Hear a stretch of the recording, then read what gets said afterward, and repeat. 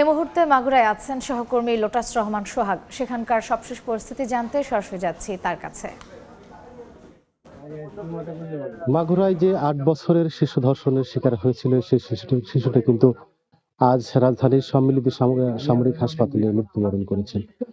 যে পাশবিক নির্যাতন করা হয়েছিল তার ৮ দিন পরে কিন্তু চিকিৎসাধীন অবস্থায় শিশুটির মৃত্যু হয়।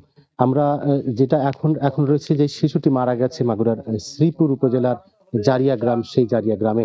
এই গ্রামে এখন এলাকার পরিবারের সদস্যরা যেহেতু শিশুটির সাথে রয়েছে, এলাকার বিভিন্ন শ্রেণী পেশার মানুষ কিন্তু তার বাড়িতে এসেছেন সমবেদনা জানাতে। এই সেই উঠান, যে উঠানে শিশুটি খেলা করতো, শিশুটি ঘোরাফেরা করতো, সে উঠান ঠিকই আছে, কিন্তু শিশুটি আজ মৃত্যুর কাছে হেরে গেল।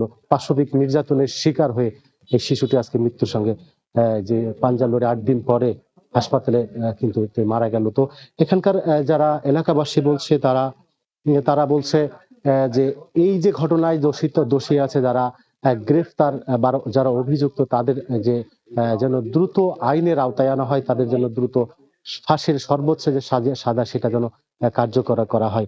এবং তারা দাবি করছে যে ঘটনায় যে উচ্চ আদালত থেকে যে ৬ মাস সময় বেঁধে দিয়েছে, তার আগে যেন এই হত্যার এই বিচার জন্য তারা কার্যকর করে।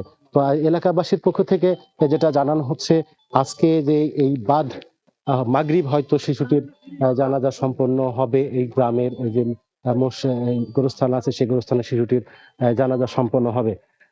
এবং এই যে শিশুটির যে ঘটনাটা আমরা বলে রাখি যে গত বুধবার রাতে বোন বাড়িতে বেড়াতে গিয়ে ধর্ষণের শিকার হয়েছিল শিশুটি, এবং এই শিশুটির এই ধর্ষণের পর তাকে কিন্তু গলা টিপে হত্যা করার চেষ্টা করা হয়েছিল।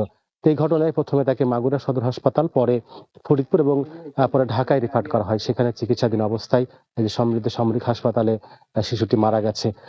তো এই ছিল মাগুরায় যে শিশুটি ধর্ষণের শিকার হয়ে যে মৃত্যুবরণ করলো তার বাড়ি থেকে সর্বশেষ। সরাসরি ছিলাম মাগুরায়।